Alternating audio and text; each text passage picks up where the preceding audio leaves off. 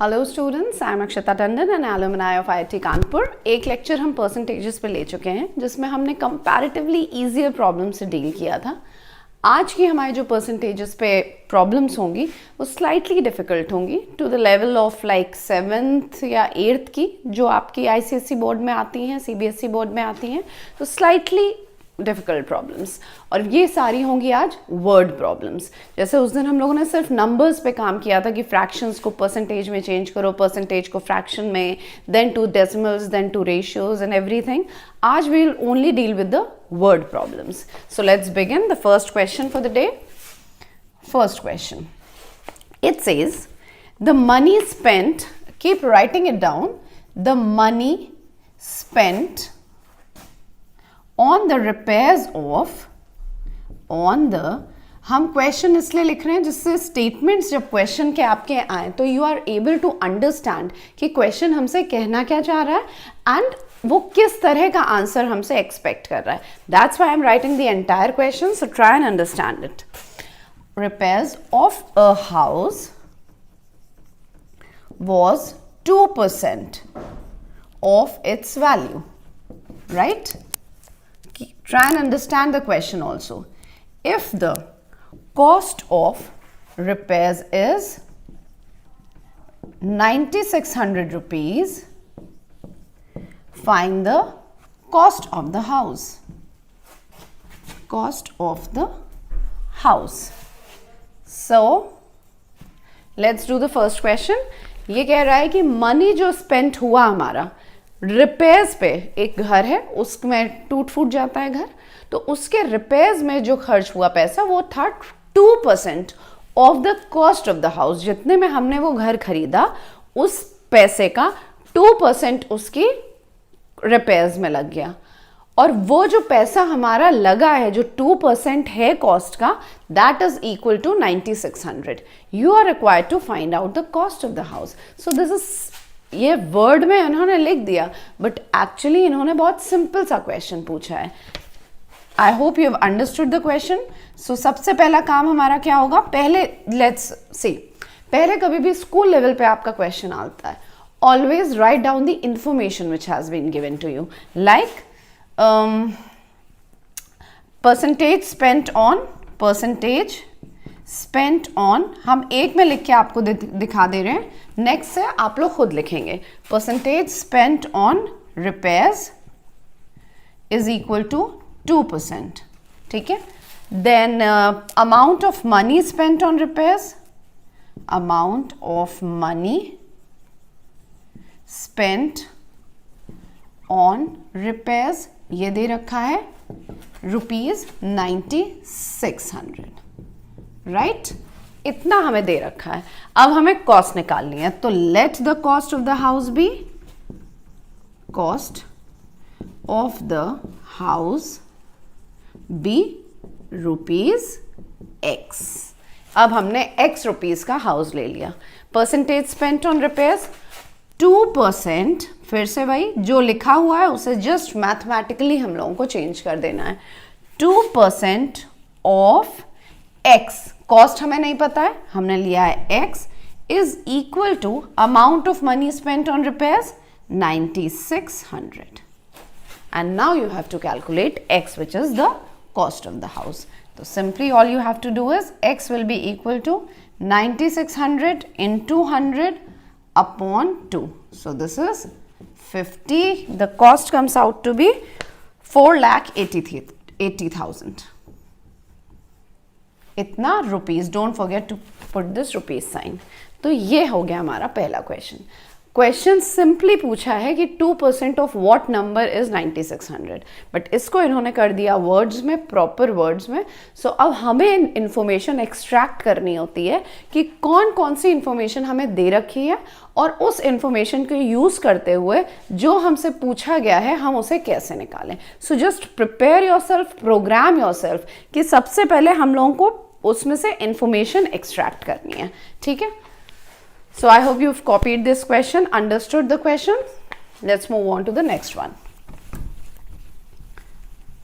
Okay. Now, the next question says, the next question says at an election between two candidates, एक election हुआ और किसमें, दो candidates में 53 वोट्स वर declared invalid. ठीक है, तो एक इलेक्शन हुआ जिसमें दो कैंडिडेट्स थे। If you will want I can just send the link of the questions to you, photo खींच के हम इसकी लिंक उसकी सेंड कर देंगे if you want the questions in words. एक इलेक्शन हुआ जिसमें दो कैंडिडेट्स थे, number of votes declared invalid is equal to 53. Declared invalid is equal to 53. 53 votes, दो लोगों के बीच में इलेक्शन हुआ, उसमें से 53 वोट्स को इनवैलिड कह दिया। इनवैलिड मतलब ये वोट्स किसी काम के नहीं है। Winning candidate secured, winning candidate तो नंबर विनिंग कैंडिडेट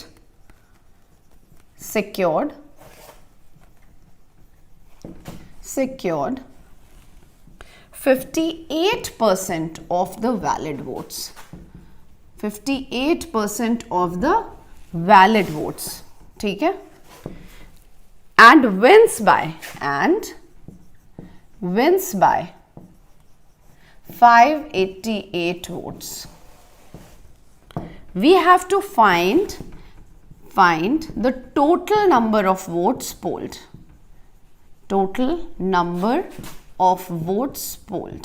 हम ये क्वेश्चंस इसलिए लिख भी रहे हैं और लिखवा भी रहे हैं so that जैसे जैसे हम लिखते हैं वैसे वैसे हमारी अंडरस्टैंडिंग और ज़्यादा बढ़ती है क्वेश्चंस के लिए। ठीक है, तो एक इलेक्शन हुआ, दो कैंडिडेट्स उसमें खड़े हुए, टोटल नंबर ऑफ वोट्स पोल हुए। ठीक है, सारे वोट्स जब आ गए तो उसमें से 53 वोट्स ऐसे थे जिन्हें कहा गया ये तो इनवैलिड वोट्स हैं। ओके, नाउ विनिंग जो कैंडिडेट था, जो विनिंग कैंडिडेट था उसने सिक्योर किए 58% ऑफ द वैलिड वोट्स और वो जीता कितने से, 588 वोट से जीत गया। Find the total number of votes polled.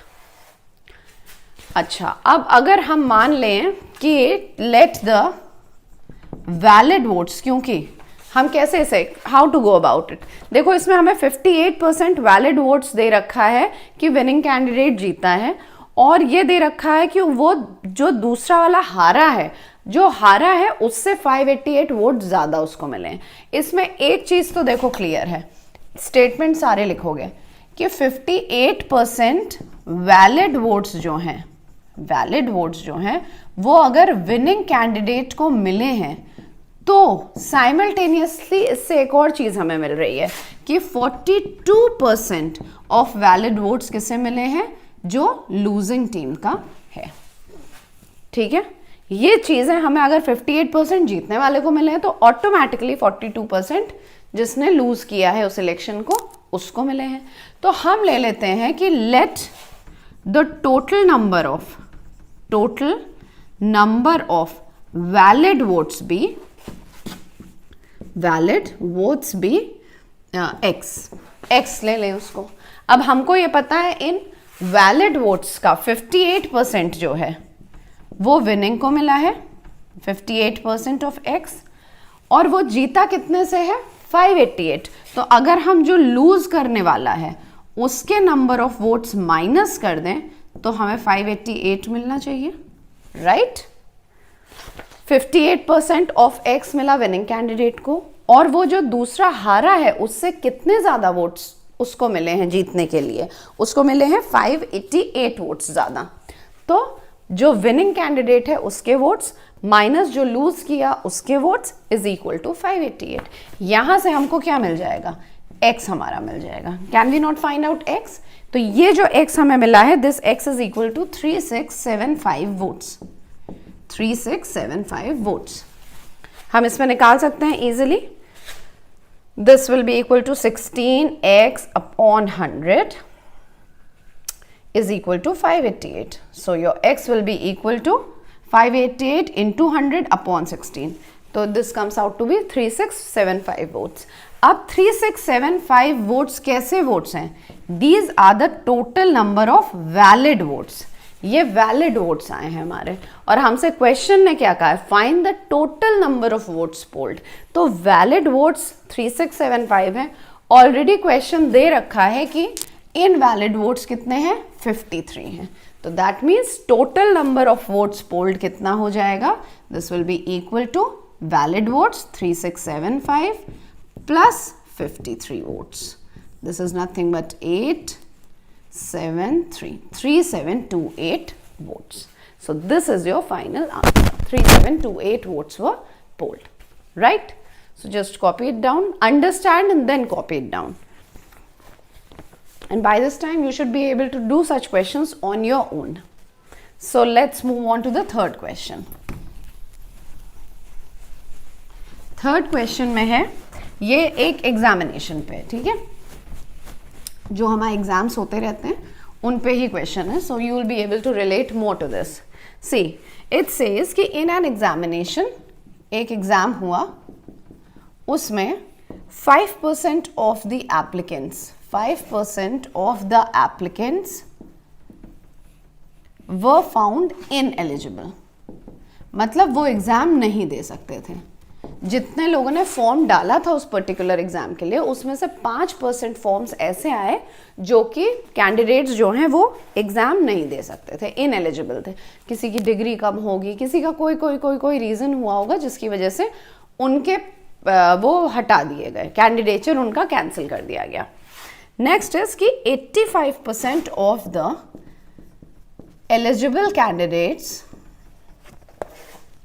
eligible candidates, keep on writing the question, belonged to the general category, general category को belong करते थे, category, right?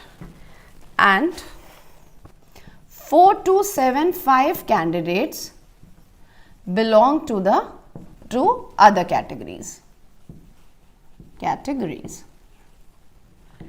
They say how many candidates applied for the examination. How many candidates applied for the examination? Try. Take a minute. Try. देखो, एक exam हुआ जिसमें से 5% जो applicants थे उनको कह दिया गया ये इनएलिजिबल हैं, ये लोग एग्जाम में नहीं बैठ सकते, ठीक है। अगर 5%, इस क्वेश्चन को समझो, अगर 5% जितने भी टोटल लोगों ने अप्लाई किया उसमें से 5% वो एप्लीकेंट्स थे जिन्हें कह दिया गया आप एग्जाम नहीं दे सकते, मतलब कितने लोगों से कहा गया कि आप एग्जाम दे सकते हो, 95%, राइट। अब वो जो 95% टोटल नंबर ऑफ स्टूडेंट्स थे, टोटल नंबर ऑफ स्टूडेंट जितने लोगों ने अप्लाई किया था उसके जो 95% स्टूडेंट्स थे उसमें से 85% जनरल कैटेगरी के थे और अदर कैटेगरीज के, अब ये अदर कैटेगरीज कितनी हो गई, 15%, 4275 कैंडिडेट्स थे। अब हमें निकालना है टोटल नंबर ऑफ बच्चों ने जिन्होंने अप्लाई किया था। अप्लाई योरसेल्फ, सी यहां से शुरू होती हैं चीजें। हम x क्या लेंगे, यहाँ पे हम x लेंगे total number of candidates who applied for the exam. So let the total number, pause the video, try and do it on your own. हम सोल्यूशन दे रहे हैं बट फर्स्ट ट्राई कि 5% अगर एलिजिबल हैं, इनएलिजिबल हैं तो 95% eligible होंगे। उस 95% में से 85% जनरल कैटेगरी के हैं और उसी 95% में से 15% जो कि अदर कैटेगरीज के हैं उसका तुम्हें नंबर दे दिया गया है ऑलरेडी, समझ गए।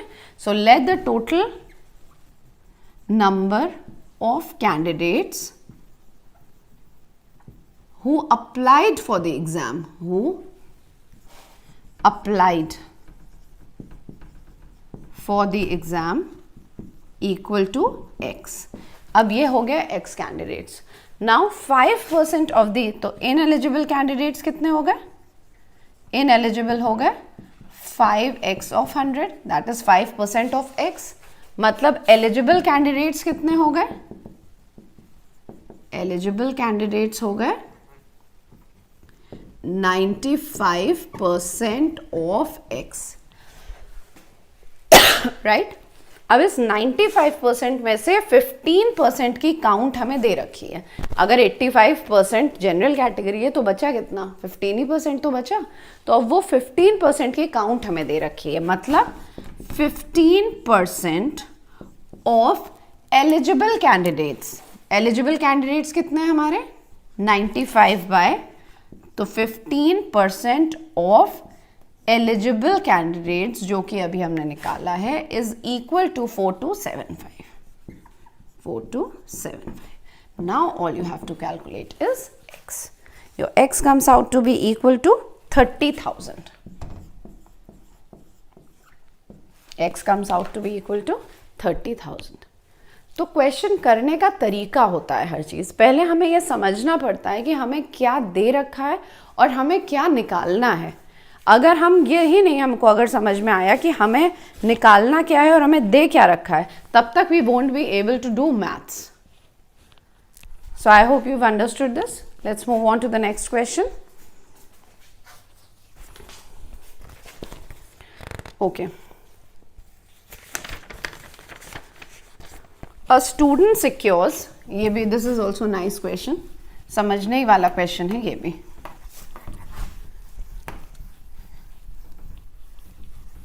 See, it says a student secures 90%, 60% and 54% marks in 3 test papers. 3 test papers हुए, उसमें उसको इतने इतने मार्क्स मिले हैं with maximum marks 100, 150 and 200 respectively, right? You have to find his aggregate percent. Find the aggregate percent. Try the question, write the answer in the comment box फटाफट. A student secures 90%, 60% and 54% marks. ये दे रखा है और कितने कितने में से सिक्योर इसने किए हैं ये भी दे रखा है। हमें एग्रीगेट निकालना है। So what is aggregate? Total number of जो हमें मार्क्स मिले हैं डिवाइडेड बाय जो हमें मार्क्स मिले हैं, टोटल नंबर डिवाइडेड बाय जो मैक्सिमम मार्क्स थे। So let's do this. पहला answer 1, first is your 90% of 100। तो पहले सब्जेक्ट में फर्स्ट टेस्ट पेपर में जो उसने मार्क्स सिक्योर किए, फर्स्ट टेस्ट पेपर 90% ऑफ 100। सो मतलब उसे पहले पेपर में कितने मार्क्स मिले? 90 मार्क्स मिले। सिमिलरली अब कर लो second test paper. Second test paper में 60% ऑफ कितने में से? 150 में से। 6 5 90 हो गया। ये इसमें भी 90 मार्क्स मिले। एंड थर्ड टेस्ट पेपर जो था उसका, थर्ड टेस्ट पेपर में उसे कितने मिले? 54%। तो 54% of 200 of 200। So this is 208 marks. अब ये उसके 3 मार्क्स, 3 सब्जेक्ट्स में ये मार्क्स आए। You have been asked to find the aggregate percentage. तो मार्क्स ये 3 आए हैं, तो your aggregate percentage will be, aggregate percent will be equal to 90 plus 90 plus 108 divided by क्या है total number of marks? 100 plus plus 150 plus 200 into 100। हम किस में कन्वर्ट कर रहे हैं? परसेंटेज में। तो इनटू हमें 100 करना पड़ेगा। So this comes out to be 64%। ये हमारा आता है। तो इसकी aggregate percentage is 64%। I hope you understood this. Easy सा था ये भी। एग्रीगेट निकालना है तो मतलब कितने मार्क्स हमको मिले हैं divided by the maximum marks. ये हो गया। जैसे हम लोग अपने स्कूल की परसेंटेज निकालते हैं, जैसे स्कूल की परसेंटेज तुम कैसे निकालते हो? टोटल जितना तुम्हें मार्क्स मिले हैं डिवाइडेड बाय जितने टोटल मैक्सिमम मार्क्स थे इनटू 100, तो हम बाय परसेंटेज आ सकती है। सिमिलर क्वेश्चन था एग्जैक्टली। ओके, अब इसमें एक परसेंटेजेस में जो एक इम्पॉर्टेंट टॉपिक होता है that is the percentage change की हम बात करते हैं। जो हमने शुरू में ही बात हम लोगों ने ये की थी कि अगर कोई चीज़ का प्राइस घट रहा है, बढ़ रहा है, सैलरीज बढ़ती हैं, घटती हैं, तो वो अगर हमें निकालना हो तो हम उसे कैसे निकालेंगे, राइट? तो let's do percentage change. Percentage change, देखो इसका सिंपल सा फंडामेंटल है कि इसे निकालने के लिए this change is always calculated with respect to the original value. Percentage change is always calculated with respect to the original value. Original value के ही हिसाब से हम इसको करते हैं। So let's begin. देखो, अगर हमारे पास दो प्राइस है, सपोज एक न्यू प्राइस है और एक ओरिजिनल प्राइस है, राइट? ओरिजिनल प्राइस में ही कुछ ऐड होगा, इंक्रीज होगा तो न्यू प्राइस मिलेगा, या ओरिजिनल प्राइस में ही कुछ कम होगा तो हमें न्यू प्राइस मिलेगा। चाहे इंक्रीज हो रहा हो चाहे डिक्रीज हो रहा हो, anything which is happening.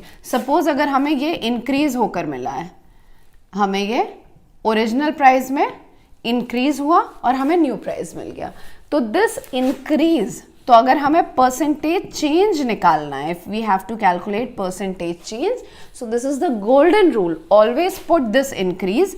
Increase मतलब क्या हुआ? इंक्रीज मतलब new price minus the original price divided by the, and as we said it is always calculated with respect to the original value, divided by the original value into 100। ये आ जाएगा हमारा percentage change. अगर हम increase in price की बात कर रहे हैं, इंक्रीज इन प्राइस है, increase in anything, any quantity, तो अगर इसकी हम बात करें तो it will be new price minus original price divided by the original. और सिमिलरली अगर हमारा रिडक्शन हुआ है, मतलब ओरिजिनल प्राइस से कोई चीज़ में हम डिक्रीज किया है, सपोज हमने price, we have reduced the price, the original price, और फिर हमें न्यू प्राइस मिल रहा है, तो your new percentage change will be the original price minus the new price again divided by the original price into 100 always। तो basically what is it? Percentage change basically क्या हो गया? Percentage change will basically be difference upon original value into 100, ये हो जाएगा हमारा percentage change. तो जब भी हम परसेंटेज चेंज की बात करेंगे तो हम ऐसे निकालेंगे। तो let's do some questions on इस पर्टिकुलर फॉर्मूले पे भी हम करेंगे। पहले हम निकालते हैं कि कितना परसेंट इंक्रीज हो रहा है, तो हम उसे जोड़ के न्यू प्राइस कैसे निकालते हैं। लेट्स फर्स्ट कैलकुलेट कि हम न्यू प्राइस कैसे कैलकुलेट करते हैं, फिर हम कुछ न्यूमेरिकल्स करेंगे जिसमें हम परसेंटेज चेंज निकालेंगे। सो let's begin with the questions, one or two questions let's do. Okay, the first question is simply increase 80 by 15%. Increase, question says increase 80 by 15%। 15% से 80 को इंक्रीज कर दो, मतलब बाय 15%, मतलब ओरिजिनल वैल्यू हमारी 80 है, 15% ऑफ 80 लो और उतना ऐड कर दो 80 में। We have to increase 15 by 15% of 80, ये टोटल क्वेश्चन होता है। तो इंक्रीज 80 बाय 15% मतलब 15% of 80 will be equal to 5 3 2 4 12। 15% of 80 is 12. So now your new value will be equal to, new value is equal to 15% of 80 हमने निकाला 12.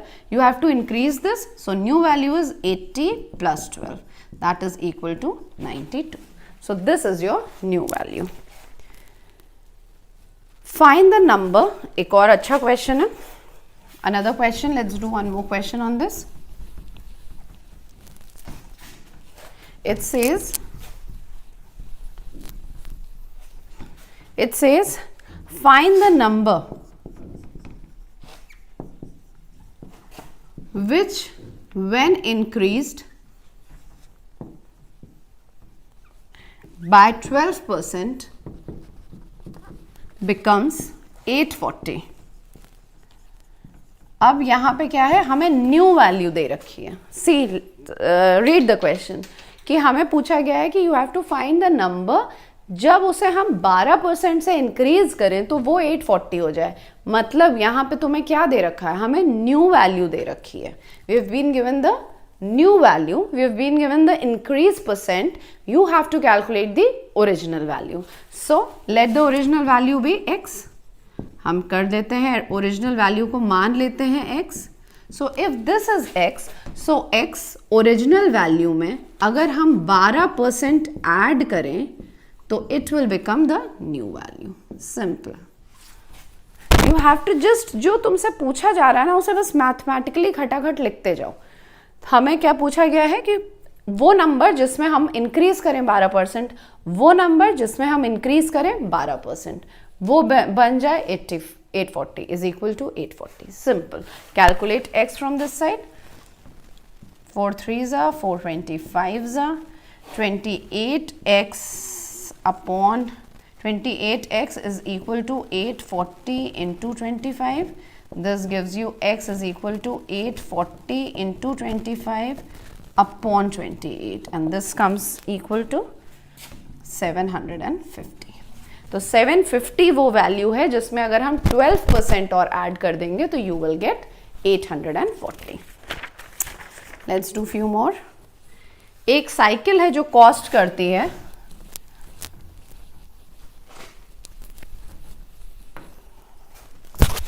अ cycle cost ₹8,500 rupees. ठीक है. It's cost is reduced to ₹7,990. Find the decrease percent. अब ये तो easy है. This is very easy. Why is it easy? क्योंकि ये direct formula based है. क्या formula हमारा कहता है? Is reduced to मतलब original price minus the new price divided by the original price into 100 gives you the percentage decrease, जो अभी हमने किया था. Original value minus the new value upon the original value into 100 will give you the percentage increase. Let's do it. Original value 8,500 minus the new value divided by the original value into 100 gives you the decrease percentage. It comes out to be equal to 6%. This is equal to 6%. ठीक है. Direct formula based question था.